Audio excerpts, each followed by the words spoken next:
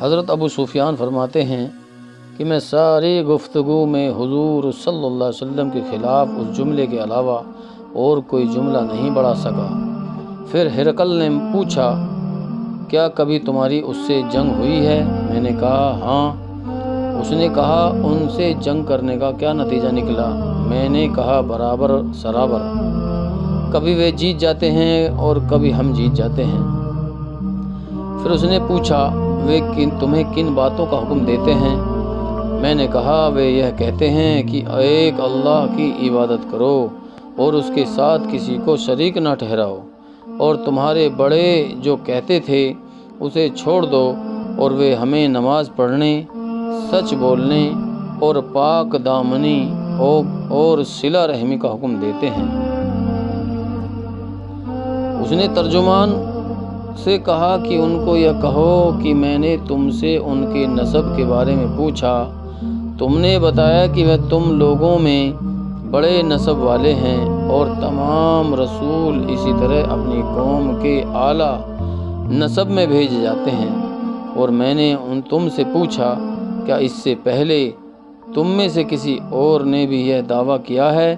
تم نے بتایا کہ نہیں۔ تو میں نے دل میں کہا کہ اگر ان سے پہلے کسی اور نے بھی یہ دعویٰ کیا ہوتا تو میں یہ کہتا کہ اس کی دیکھا دیکھی یہ بھی وہی دعویٰ کرنے لگ گیا ہے۔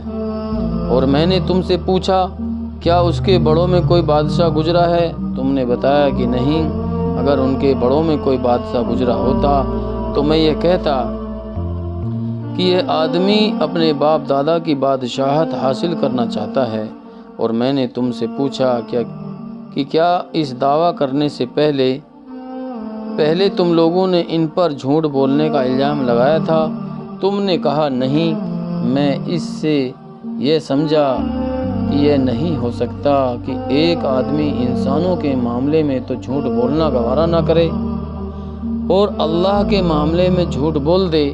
اور میں نے تم سے پوچھا کہ کیا بڑے اور طاقتور لوگوں نے اس کی پیروی کی ہے یا چھوٹے اور کمزور لوگوں نے؟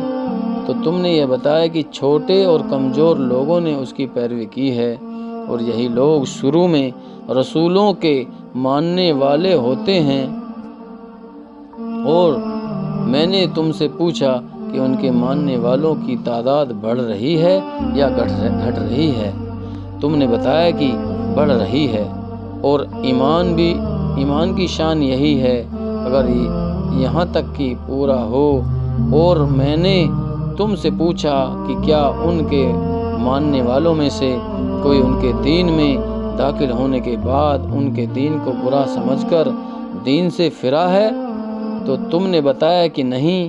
اور ایمان کی مٹھاس جب دلوں میں رچ جاتی ہے تو ایسے ہی ہوا کرتا ہے۔ اور میں نے تم سے پوچھا کہ کیا کبھی وہ معاہدے کی خلاف ورزی کرتے ہیں؟ تو تم نے بتایا کہ نہیں۔ اور اسی طرح رسول معاہدے کی خلاف ورزی نہیں کیا کرتے۔ اور میں نے تم سے پوچھا کہ وہ تمہیں کن باتوں کا حکم دیتے ہیں؟ تو تم نے بتایا کہ وہ تمہیں اس بات کا حکم دیتے ہیں کہ تم اللہ کی عبادت کرو اور اس کے ساتھ کسی چیز کو شریک نہ ٹھہراؤ، اور وہ تمہیں بتوں کی عبادت سے روکتے ہیں اور تمہیں نماز پڑھنے اور سچ بولنے اور پاک دامنی کا حکم دیتے ہیں۔ یہ ساری باتیں جو تم نے کہی ہیں اگر یہ سچ ہے تو یاد رکھو کہ وہ اس جگہ کے بھی مالک ہو کر رہیں گے جو میرے دونوں قدموں کے نیچے ہے۔ مجھے معلوم تھا کہ وہ ظاہر ہونے والے ہیں، لیکن میرا یہ خیال نہیں تھا کہ وہ تم لوگوں میں سے ہوں گے۔ اگر مجھے معلوم ہوتا کہ میں ان تک پہنچ سکتا ہوں تو میں ان کی ملاقات کے لیے سارا زور لگا دیتا، اور اگر میں آپ کے پاس ہوتا تو آپ کے دونوں پیر دھوتا۔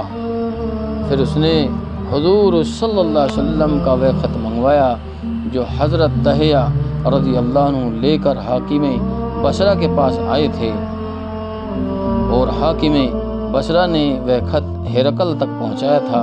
इस खत में यह मजमून था। मोहतरम बुजुर्ग दोस्तों, अगला हिस्सा हम अगली किस्त में सुनाएंगे। आप सभी भाइयों से गुजारिश है कि आप सभी 5 वक्त की नमाज़ पढ़ें और मस्जिद के मशवरे से जुड़ें और मुलाकात कराएं, अपने घर में तालीम करें, कुरान की हलके लगाएं, अपने घर में मशवरा करें। 6 नंबर आपस में कहें, ईमान पर बोलें खूब, अल्लाह के बनाई हुई चीज़ों पर गौर फ़िक्र करें, अल्लाह ने कैसी कैसी चीज़ें हमारे लिए बनाई हैं।